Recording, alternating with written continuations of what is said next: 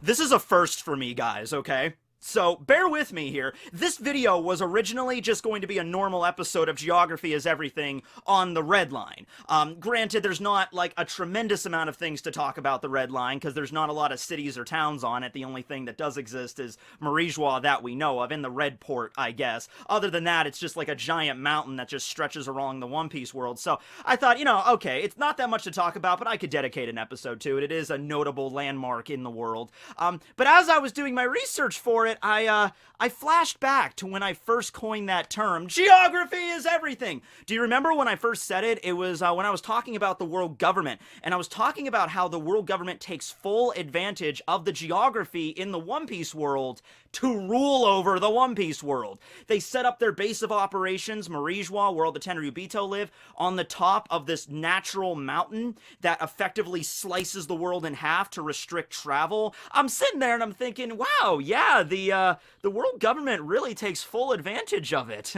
Almost like it was designed just for the world government to take advantage of it. Oh! This is the first time I think geography is more than everything, guys. I think geography is starting to break through the bounds of reality, okay? What if the world government, back during the Void Century, somehow, some way, created the Red Line as it currently exists to suit their needs in controlling the world? Okay, now listen, let's look at this piece by piece, just from my perspective, a kind of a theory I've just been tinkering with recently.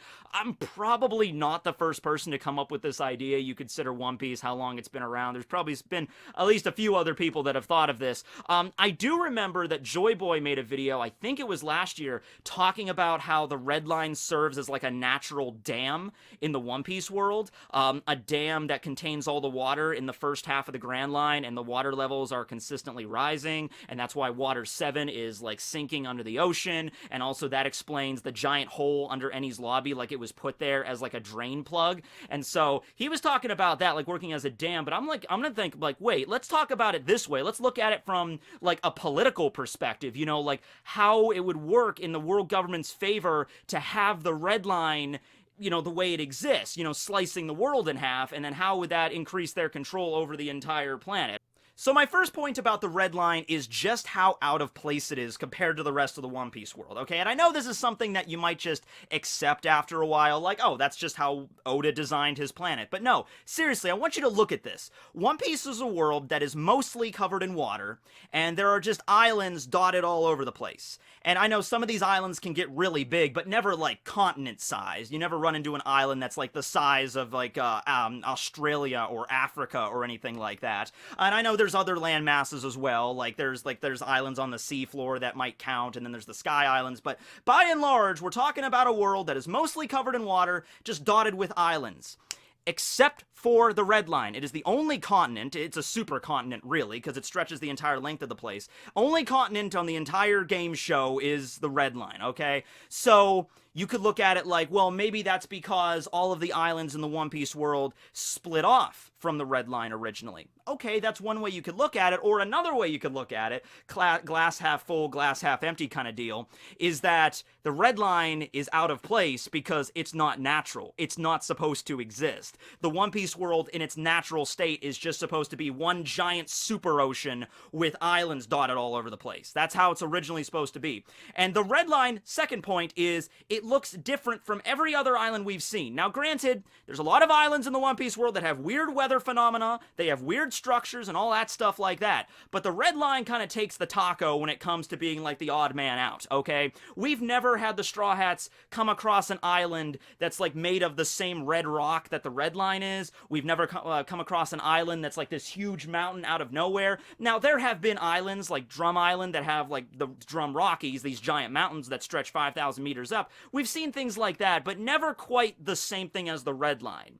So if you were going to say like, oh, maybe the islands were all part of the Red Line and then they split off and then they scattered all over the world, that's fine, but you think these islands would each be made out of like the red rock. We would see that red rock other places in the world. but we don't. Okay, the only place we see it is the red line. And the red line is not like a continent like in our world, where, you know, you have North America, and I could just, I mean, if I had a boat and I had enough provisions and everything, and I could find a way to make bread, I'm just watching Dr. Stone right now, that's where the references come from, but if I were to take a boat and just sail from New York City over to Portugal and just land at Portugal, I could just get off at Portugal and be like, okay, I'm in Europe now. It's not the same thing with the red line. You can't just land there, okay? It's a giant mountain that just juts out of the sea and goes straight up for several thousand meters. We don't know exactly how tall it goes up. We know that from sea level to Fishman Island, it's 10,000 meters, but we don't know how tall it is from sea level all the way up to Marijwa. It's not quite at the White Sea level, so I would assume it's somewhere higher than the Drum Rockies, which would be higher than 5,000 meters, and somewhere lower than the White Sea, which is 7,000 meters. So between 5 and 7,000 meters, that's where you'll find Marijwa. But suffice it to say, really freaking tall, okay? And it just pops out of nowhere. You can't land your ship at the red line. There's no surface. It's just a sheer rock wall. Now there's places like the Red Port, which are very clearly like artificially made. You know, the Red Port is like it seems honestly like a bunch of shipwrecks they used to like congeal together, and they constructed this like rudimentary port that you can land on and then sail up using the gondola, the bond shuttry, or whatever it was called, right? So obviously that place you can dock at, but that seems to be like the only place on the red line you could just moor your ship at is the Red Port, okay? So yeah, it seems like out of place in the rest of the One Piece world, alright? So that's the one thing. Third thing, Nami explains, this was right after the time skip, when the Straw Hats were heading down into the sea to go to Fishman Island. She was talking about how the red line is not like just one consistent thing in terms of weather patterns. She's talking about how the red line is basically segmented. Okay, so this section of the red line is a spring island. This section is a winter island. This section is a summer island. And it continues, various segments being broken up into various island types. Okay? That's a little strange. That would kind of imply that maybe it's a bunch of pieces that were stuck together at one point. It would certainly, like, she doesn't really go into more detail on why this is. She just speaks of it as just like it's a common scientific fact in the One Piece world. We know that Reverse Mountain, which is part of the Red Line, is classified as a winter island or a winter mountain, but it extends all the way around the world. The climate on Marijwa doesn't seem very cold, despite the fact that it's super high up in the air, so maybe the climate where Marijwa is happens to be a spring or summer island, where it's, you know, the climate is habitable for people to actually walk around up there without freezing their asses off. So yeah, that's a little strange. Once again, we've seen islands like Wano that seem to be broken up into various sections, and they each have their different climates, but I made a video about that, and there's a theory abound right now that Wano is also something that was artificially constructed by Ors, or Ors's like ancient demon giant clan. So yeah, okay, that's another thing, little weird there. The fourth thing is, I cannot overlook now how useful that red line would be to the world government. Okay, now you could just say that the red line always existed and the world government saw it as like a crucial like control point, like, you know, King of the Hill, whoever controls the red line controls the world. You could view it like that, sure, but all of the things that the red line gives the world government in terms of like being able to manipulate the population is immense. Let's just go down the list. Number one, it's easier to control the world when it's divided in half. So you don't have to worry about one big rebellion happening at once. If there's a rebellion, and also not even divided in half, more like divided into fourths because of the Grand Line. Let's just assume that the Grand Line always existed, okay? Or I think another way you could look at it is when the world government created the Red Line, maybe the Grand Line was just manufactured due to like, you know, just natural elements and everything. It's like, oh, when you moved everything, when you constructed this giant wall, that screwed up with the ocean currents and everything, and then that's how the Grand Line, Paradise in the New World, and the Calm Belts came into existence.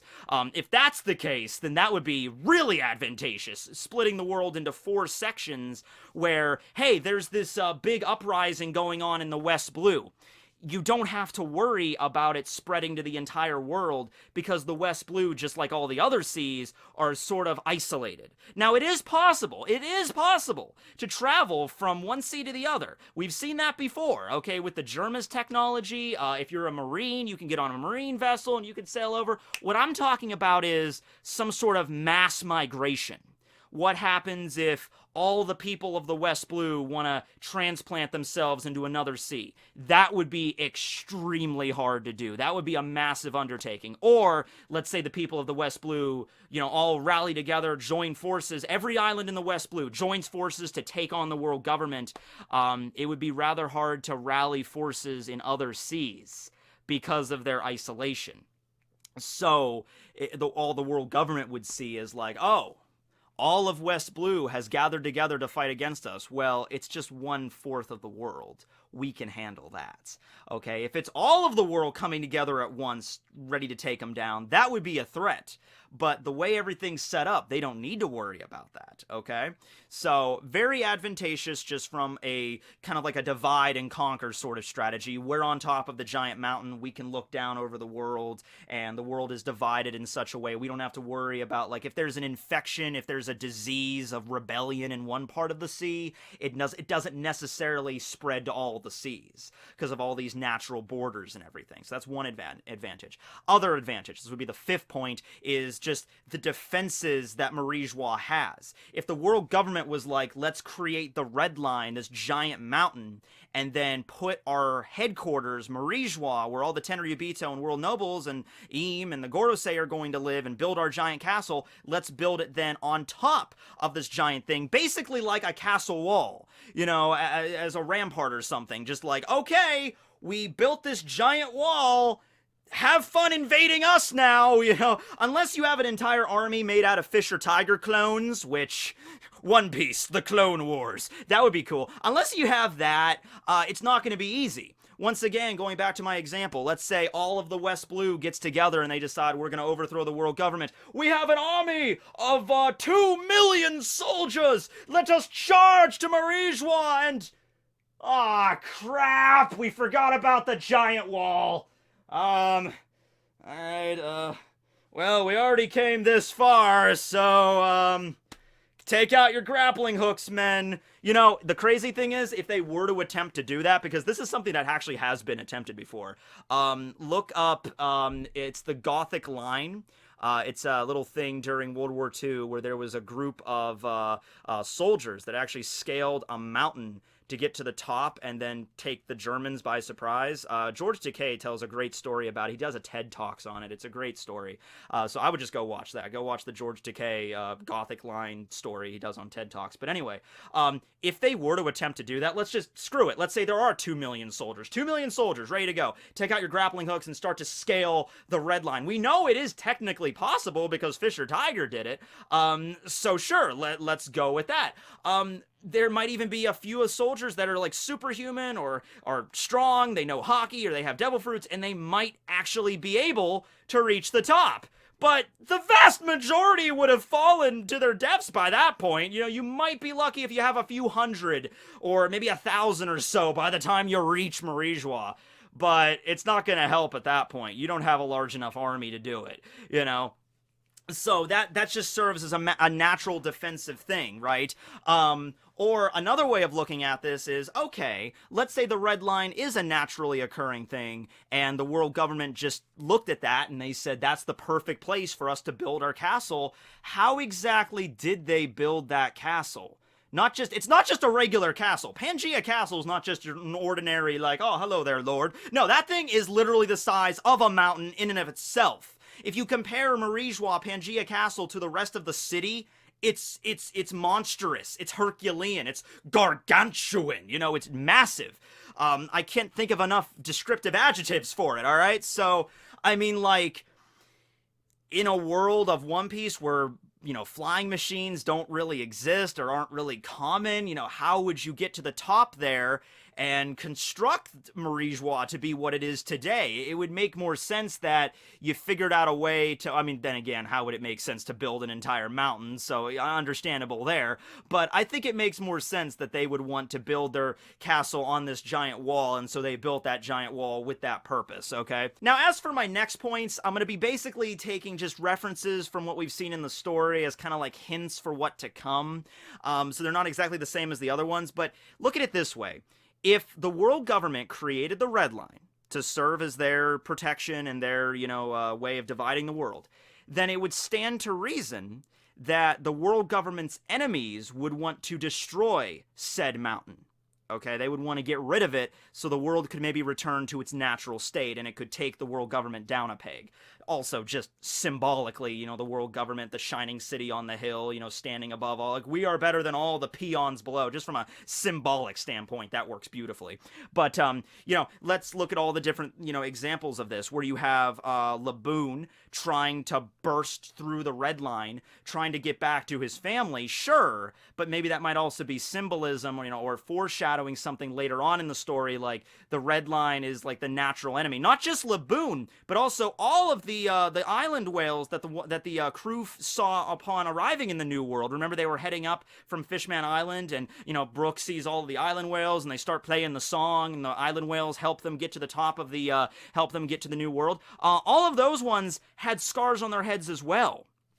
So actually, you look at what Laboon was doing, and maybe Crocus interpreted it like, oh, he's bashing his head into the Red Line repeatedly, trying to get back to the Rumbar pirates. But all the other island whales that the Straw Hats saw were also doing the exact same thing. Now, you could say maybe they, miss Laboon, and like the island whales are just so dedicated to their families, they'll stop at nothing to try to get back to them. But you could also look at it like, no, like it's like the creatures of the One Piece world themselves are aware this isn't normal. This wall isn't supposed to be there. Maybe the island whales for thousands of years had like a mass migration from one side of the planet to the other, right? Like in one part of the sea, they're here in like the West Blue, but then they travel to the East Blue or something, and they still have a natural instinct to do that. But now there's a giant off wall in the way, and they're like, we can't. Damn it! It might be their natural instincts, trying to get to the other side of the ocean, but the Red Line is preventing them. Like, it's not supposed to be there, okay? So that's another thing to look at. Look at Reverse Mountain. Reverse Mountain is really weird because it looks like a fragment. It looks like somebody, set off an explosive right in the center of the Red Line and, cracked it in a perfect way. Okay, listen. There's a lot of strange things in the One Piece world. I'll give it to you. I'll give it to you that they're natural. I'll give it to you that there's just an island somewhere that's floating above a giant hole. I could give you that. I'll give it to you that there's an island that freaking, has lightning rain coming down on it. I'll give it to you. I think that might be because of actually the Logias. It would be really neat if Oda came out and explained, all of this, none of this stuff occurs naturally in One Piece. All of this is because of either the world government messing around or devil fruit users. That's the reason all these crazy weather patterns exist. That would be nuts. But, there's a lot of weird islands in the One Piece. You will never convince me that Reverse Mountain is just a naturally occurring thing. You will never convince me that it's just an accident, just how it occurs, continental drift or shift or the mantle breaking apart. You'll never convince me it's just a naturally occurring thing. Because the Reverse Mountain is like a perfect entry point into the Grand Line. A perfect one. It allows these canal systems in each of the four seas in perfect symmetry heading up the mountain, and then exactly one pathway down the mountain into the Grand Line. The Reverse Mountain was man-made. Even if you're not going to tell me that you're not on board with all of the Red Line being created by the world government, you gotta give it to me that Reverse Mountain is really weird to just be a naturally occurring event. Okay, it had to be somebody decided maybe after the world government created it, maybe it's okay, so the world government created this giant wall on that side of the planet where they put Marijois. We, on this side, the other side of the planet, we gotta figure out a way to fight against that. So maybe back during the Void Century, there was a group that got together, maybe the D-Clan or somebody, they used an ancient weapon, they used some huge amount of firepower, and they tried to destroy the the red line, because the red line, they keep mentioning in the series, the red line is like this impenetrable wall. You can't break through it, you can't blast through it, you can't drill through it. It's too thick, it's too deep, you just can't get through it. It's like this impassable wall, right? They've mentioned that on more than one occasion, I think. So maybe on the other side of the planet, they try to use an ancient weapon to break it, and it didn't work exactly the way they planned it, but it did crack it to the point where the reverse mountain then began to form. And now you have these perfect entry points. So it's like the previous generation during the Void Century was like, okay, the world government beat us. They defeated us. They have their giant castle. They have their giant wall. They control the world now. The only thing we can do is give the future generations a fighting chance, a way to try to defy them. So they made Reverse Mountain for a way, because imagine if the One Piece world existed, but Reverse Mountain didn't. If that part of the red line was just, normal mountain. There would be no way for the pirates to get into the Grand Line. The only people that would be able to get into the Grand Line at that point would be the Marines, who have the technology to do that. It would really be completely locked down. Okay, it was like that was their last act of defiance against the world government. We're going to at least give them a way. It's still dangerous, but we're still going to at least give them a way to get into the Grand Line. And, maybe one day there'll be a group that go through the Reverse Mountain into the Grand Line and be able to take out the world government. Because imagine if Reverse Mountain didn't exist, all of the cards really would be in the world government's favor at that point. They would have only the Marines and the government ships would be able to freely travel through the comm belts into the Grand Line. And they would control everything. They really would. There'd be no worry about... I guess there'd be pirates every now and then that would try to get ahead of themselves and try to go right through the comm belt. And it's not impossible to get into the Grand Line through the comm belt, but way more. In fact, most pirates take the risk of Reverse Mountain rather than the risk of the comm belt. Okay, like the Grand Line's main entrance is Reverse Mountain. It's still really dangerous. You can smash your boat up the side of it and destroy it, and it's gone, and you're done. But it's way easier. It's way more preferable than going through the comm belt, especially if you live in, like, let's say the North or the West Blue. Let's say you live in one of those seas and Reverse Mountain doesn't exist, but you want to go to the Grand Line, the New World in that case. You would have to attempt to sail directly through the comm belt, and then you'd be smack dab in the middle of the New World. If you were a fledgling pirate crew, you would be annihilated immediately. It wouldn't even be, the weather would destroy you immediately in the New World. It's dangerous enough in paradise, right? Oh, and one more thing. I forgot to mention this in the video, but this is also a very critical point. Remember how the Gorosei at Reverie were discussing that cleansing? They were thinking about, like, maybe it's time to wipe out a large chunk of the population again and do things in their favor. You start to think, like, how would they actually manage to do that? They can't just send the Marines out to just start wiping out islands. Yes, they could do that if they wanted to, but it would be kind of hard to explain that to the people. It would be kind of hard to say, like, oh, yeah, we had to buster call 47 islands today. People would start to question the world government. So this is going back to Joy Boy's video where he, threw out the idea that the Red Line is basically just a giant dam. If the world government can control the water flow, then maybe their idea of a cleansing is just flooding a certain percentage of the sea. Like, we're going to just flood 20% of the sea, and then whatever happens, islands get wiped off the face of the map, population dips, and we're right back to where we need to be. It could also be a situation where they can control exactly which islands sink and which ones don't. So, yeah, think about that too. Like, if there was any way for them to just control the world population, that would be the ultimate way for them to do it, just by massive flooding. So it might have been a thing where it's like the Grand Line and the New World were equally unhospitable, but because Reverse Mountain exists, slowly but surely pirates and people began to populate paradise, and it began to become much more of a easygoing sea because that's the main entrance. But the New World, on the other hand, that's a whole other ball game in order to gain access to. So not that many people have gained access to the New World, which is why it's so dangerous, because it hasn't really been settled as much. But the first half is paradise comparable to that, right? So I like to think that's the case. Red line is created by the world government to exert their power and manipulate the people, control everything, and reverse mountain exists as like the last act of defiance to try to give the future generations a fighting chance. And that's how it goes because yeah, I don't know if you guys noticed, but the red line, this is a red line right here, it's pretty long. Pretty long.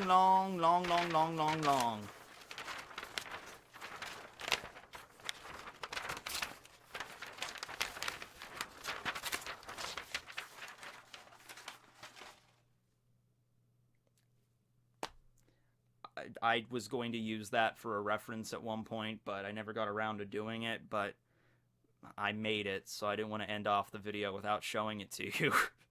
I was like, I wasted 15 minutes of my life for nothing.